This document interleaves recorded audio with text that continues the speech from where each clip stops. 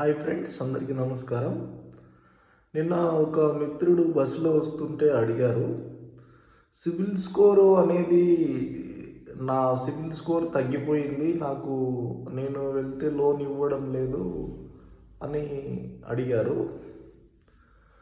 ఇప్పుడు for example మనము ఒక లోన్ తీసుకోవాలనుకుంటే ఫ్రెండ్స్, దాంట్లో మనం బ్యాంక్ వాళ్ళని అప్రోచ్ అయ్యామనుకోండి, వాళ్ళు ఫస్ట్ ఆఫ్ ఆల్ మనకు అసలు ట్రాన్సాక్షన్ ఎలా ఉంది ఏంటి అని చూస్తారు. సో దానికి కంపారిజన్ చేసామంటే సివిల్ స్కోర్ అనేది, ఫర్ ఎగ్జాంపుల్ నువ్వు గోల్డ్ తీసుకొని ఉంటావు, లేదా నీ క్రెడిట్ కార్డు ఉంటుంది.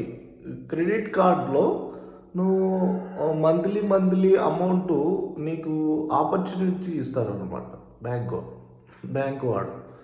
క్రెడిట్ కార్డులో ఏమవుతుందంటే నువ్వు కంపల్సరీగా అమౌంట్ యూజ్ చేసుకున్నంత మళ్ళీ క్రెడిట్ కార్డు వాడు నీకు డేట్ ఇచ్చినప్పటికీ నువ్వు కంపల్సరీగా అమౌంట్ తిరిగి చెల్లించాలన్నమాట. చెల్లించిన వెంటనే మళ్ళీ నీకు రీపేమెంట్ లాగా నీకు అమౌంట్ యాడ్ అవుతుంది. సో అది నువ్వు ఒక 10 days కానీ ఒక 5 days అలా లేట్ చేసినా కూడా నీకు సిబిల్ స్కోర్ అనేది తగ్గుతుంది.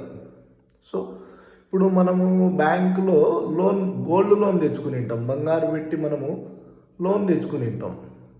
సో దానిని మనము అది 6 months ఒకసారి లేదా 1 year ఒకసారి రెన్యువల్ కానీ, లేదంటే మనం గోల్డ్ విడిపించుకోవడం అట్లా ఉంటుంది అన్నమాట.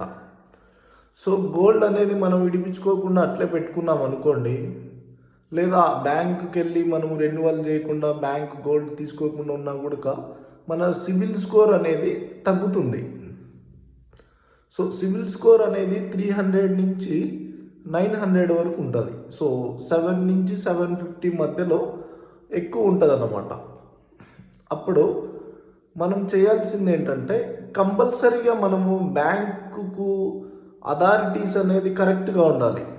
సో దాంట్లో బ్యాంకు వాడు ఏం చేస్తాడంటే నీ యొక్క విధి విధానాలను అన్నింటినీ కూడా పరిశీలిస్తాడు అన్నమాట. సో ట్రాన్సాక్షన్ ఎట్లుంది ఏంటి, నీకు హౌసింగ్ లోన్ అడుగుతున్నావు, నువ్వు కట్టగలుగుతావా లేదా, అసలు సిబిల్ స్కోర్ అనేది ప్రతి ఒక్కరు సిబిల్ స్కోర్ ఉంది మాకు లోన్ ఇవ్వండి అని అప్రోచ్ అవుతారు అన్నమాట. పాన్ కార్డు ఉన్నదంటే ఆటోమేటిక్గా సిబిల్ స్కోర్ అనేది మీకు యాడ్ అవుతుంది. సో దీనిని అందరూ కూడా పరిశీలించి ఫ్రెండ్స్ ఆలోచించి చేయాల్సింది ఏంటంటే, మనము కంపల్సరీగా మనకు రెస్పాన్సిబిలిటీ అనేది చాలా ఇంపార్టెంట్. అతను బ్యాంక్ వాడు మనకు లోన్ ఇచ్చినప్పటికీ మనకు చాలా బెనిఫిట్స్ ఉంటాయి అన్నమాట. ఫర్ ఎగ్జాంపుల్ ఒక 50 lakhs ఇచ్చాడు అనుకోండి, మన ల్యాండ్ మీద మనము హౌస్ కట్టుకోవాలనుకున్నాము, అతి తక్కువ వడ్డీ ఉంటుంది. సో అట్లానే ఎవరికి బ్యాంకు వాళ్ళు లోన్ ఇవ్వరు. నిన్ను ప్రతి ఒక్కటి పరిశీలించి నీ యొక్క ట్రాన్సాక్షన్ కానీ, సివిల్ కానీ, నీ యొక్క డేటా ఏంది, నీకు ల్యాండ్ యొక్క వాల్యూ ఎంత ఉంది, దాని మీద నీకు ఈసీ ఉందా లేదా ఏంటి అన్నీ పరిశీలిస్తారన్నమాట. అసలు నీకు ఎవరు అమ్మారు ఏంటి, నీ డేటా అంతా తీసుకున్న తర్వాత నీ యొక్క సిబిల్ స్కోర్ అనేది మెయిన్ ఫస్ట్ ఆఫ్ ఆల్ చూస్తారన్నమాట. ఆ సిబిల్ అనేది ఏంటంటే 300 నుంచి 900 వరకు సిబిల్ స్కోర్ ఉంటుంది.